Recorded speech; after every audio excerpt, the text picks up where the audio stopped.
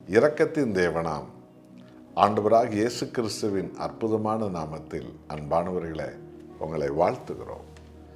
நீங்கள் ஜெயம் பெற்ற ஒரு வாழ்க்கை வாழவே தேவன் உங்களை நம்மையும் ரட்சித்திருக்கிறார், தெரிந்தெடுத்திருக்கிறார். ஆண்டவராக இயேசு கிறிஸ்து வழியாய் பிதாவை தேடுகிற நீங்கள் ஒரு போதும் வெட்கப்பட்டு போக மாட்டீர்கள். உங்கள் திட்டங்கள் எல்லாம் இரட்டிப்பாக தேவன் உயர்த்துவார். அவர் சமூகத்தை எப்போதும் தேடுங்கள். 1 ராஜாக்களின் புஸ்தகம் 9ஆம் அதிகாரம் 3வது வசனத்தை வாசித்து பாருங்கள். கர்த்தராகிய தேவன் சொன்ன செய்தி என்ன என்பதை 1 ராஜாக்கள் 9ஆம் அதிகாரம் 3ஆம் வசனம் நமக்கு சொல்லுகிறது. கர்த்தர் அவனை நோக்கி, நீ என் சமூகத்தில் செய்த உன் விண்ணப்பத்தையும் உன் வேண்டுதலையும் கேட்டேன்.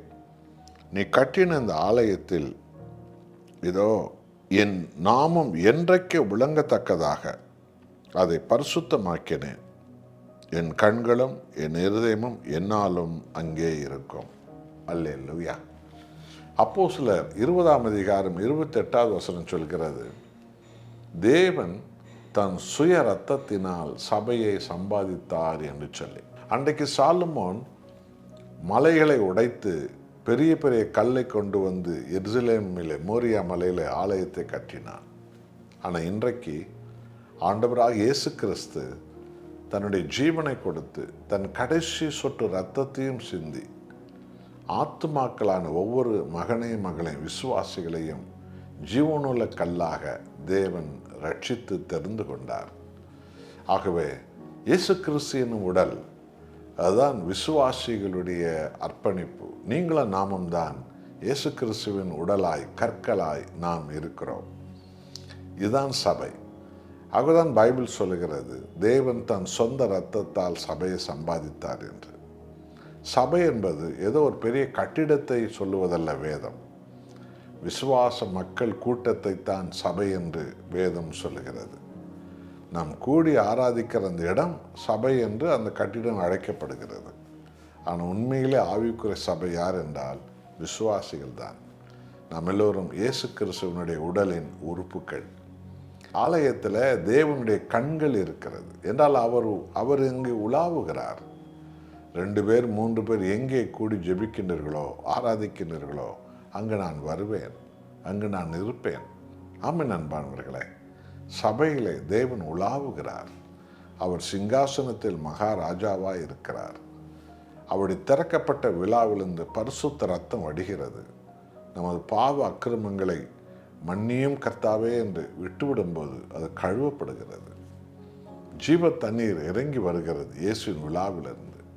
ஆவியானவர் நம்மை ஆராதனை வேளையிலே நிரப்புகிறார். தேவனோடு நாம் ஐக்கியமான ஒரு வாழ்க்கை. இயேசு கிறிஸ்துவனுடைய தூய உடலை நாம் சாப்பிடுகிறோம் திருவிருந்தாக. தூய இரத்தத்தை நாம் குடிக்கிறோம். நம் பாவங்கள் கழுவப்படுகிறது. நாம் நீதிமான்களாய் மாறுகிறோம். இயேசுவின் ஜீவன் அந்த இரத்தத்தின் வழியாக நமக்குள் வருகிறது. அவருடைய தழும்புகள் நமக்குள் இறங்குகிறது. நாம் பூரண சுகமாகும் நாள், தேவனுடைய அபிஷேகம் பெறும் நாள், ஆராதனை நாள். நாம் மறுபடியும் பிறந்து உயிர்த்தெழும் ஒரு நாள், ஆராதனை நாள். தேவாதி தேவனுக்கு மகிமையும் துதியும் ஏறெடுக்கும் நாள், ஆராதனை நாள். நாம் உழைப்பின் பலனால காணிக்கைகளை கொடுப்பதோடு மாத்திரமல்ல, நம்மையே, நமது ஆத்துமாக்களை, நம் குடும்பங்களை, நம்முடைய பிள்ளைகளே காணிக்கையாக தரும் நாள், ஆராதனை நாள். தேவனுடைய மகிமை உங்களை நிரப்பட்டும். நீங்கள் ஒருபோதும் வெட்கப்பட்டு போவதில்லை.